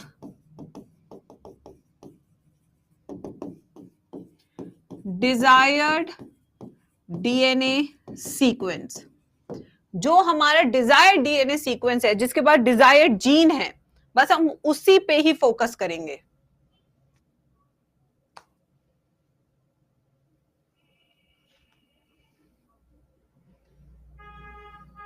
अच्छा, ये वाला प्रिंसिपल पीएल वाला होगा ऐसा? देखते हो। A rule for good behaviour based on what a person believes in, a basic general rule. बेटा विशाल, कौन से स्कूल बेटा? कौन सा स्कूल बेटा? सही है स्कूल? नहीं, मैं टॉन्ट नहीं कर रही। मटेरियल रिक्वायर्ड, आखिर पीसीआर में कौन कौन सी चीजें चाहिए होती है जब हम शुरू करते हैं इस प्रोसेस को? WhatsApp university. सबसे पहले हमें एक चाहिए मशीन, पीसीआर मशीन, थर्मोसाइक्लर। सबसे पहली चीज क्या चाहिए? हमें एक मशीन चाहिए, पीसीआर मशीन, जिसको हम थर्मोसाइक्लर भी कहते हैं, थर्मोसाइक्लर, क्योंकि इसमें हीट चेंजेस होते हैं, टेम्परेचर चेंजेस होते हैं साइक्लिक मैनर में, इसलिए थर्मोसाइक्लर। ज्वाइन 500 रुपए English classes with G square. Thank you Navneet, मेरा काम बढ़ाते हो। And use the code G square for maximum discount. ठीक है, ये नहीं जाना चाहिए क्लास में, तब प्रॉब्लम हो जाएगी। दूसरी चीज क्या चाहिए? हमें टेक्निकली एक ही डीएनए की हजारों कॉपीज बनानी है, तो डीएनटीपीज तो चाहिए ना, तभी डीएनए बना पाएंगे। हमें चाहिए डीएनटीपीज, डीऑक्सी, यस बच्चों, न्यूक्लियोसाइड ट्राइफॉस्फेट।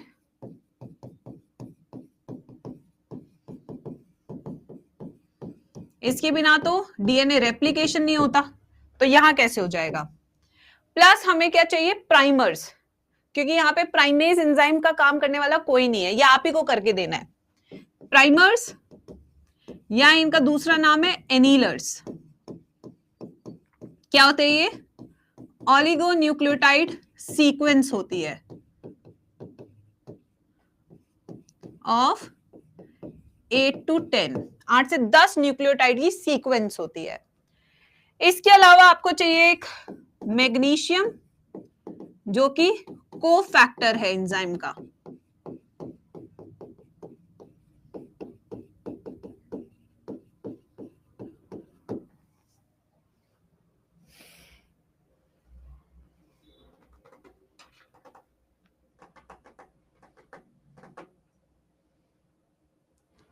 बेटा प्रिंस, क्या करते हैं पापा? क्या है काम पापा का?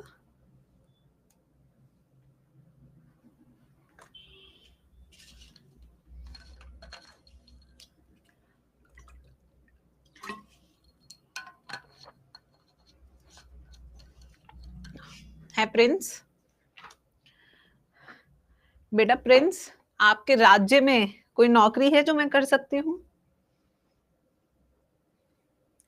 क्या आप वो रील वाले प्रिंस तो नहीं हो जो छपरी वाले डांस करते हैं, या आप असली के प्रिंस हो? मुझे जानना है। मैम ऐसे क्यों बोल रहा, आप ही का कोड यूज किया था? नहीं, मैंने ऐसा क्या पूछ लिया? मैं जानना चाह रही हूँ कि इस प्रिंस के पीछे की माया क्या है। क्या ये प्रिंस असली का प्रिंस है या वो नाचता हुआ वाला प्रिंस है? प्रिंस नरूला है? अच्छा ठीक है। अरे मैं नॉर्मल क्वेश्चन पूछ रही हूँ, तुम लोग ऐसे करते हो। थर्मोसाइक्लर, मैं तुमसे क्वेश्चन भी नहीं पूछ सकती, अब इतना पराया कर दिया तुमने। एक नादान सी गरु माँ का स्टूडेंट हूं मैं। बेटा प्रिंस, पापा क्या करते हैं, ये भी एक सवाल पूछा था। चलो नेक्स्ट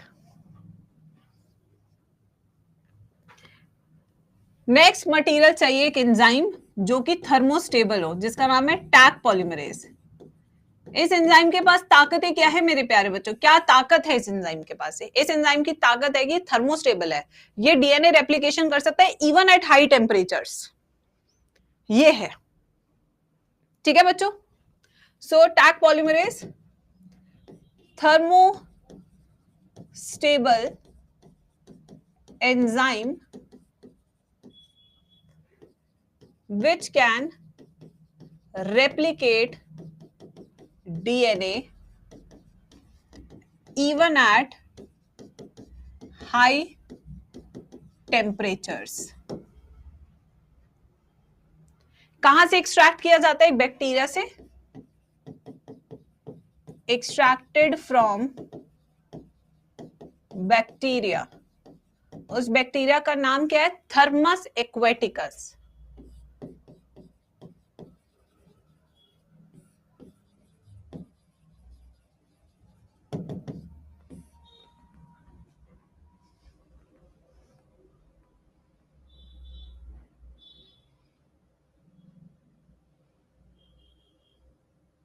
अब ये चैप्टर काफी सारा बचा है बेटा, इसका सबसे बड़ा टॉपिक है वेक्टर्स, जिसमें मुझे सबसे ज्यादा टाइम लगेगा। Now will do in tomorrow's class बाकी का। आई ट्राई कि मैं कल मैक्सिमम पढ़ा दूं तुम्हें, वरना अगर परसों तक ये चैप्टर गया तो नेक्स्ट चैप्टर छोटा सा है, we can arrange 2 classes then on the same day. एक घंटे की, एक दूसरी 1 घंटे की, क्योंकि नेक्स्ट चैप्टर छोटा है, ये वाला चैप्टर बड़ा है। ठीक है, तो कल हम पीसीआर का प्रोसीजर पढ़ेंगे, कल हम वेक्टर्स करेंगे जो सबसे बड़ा टॉपिक है, रिकॉम्बिनेंट डीएनए पढ़ाऊंगी कैसे बनता है, फिर ट्रांसफॉर्मेशन करेंगे, उसके बाद आपका सिलेक्शन आएगा। ठीक है, चलो बाय बाय, टेक केयर।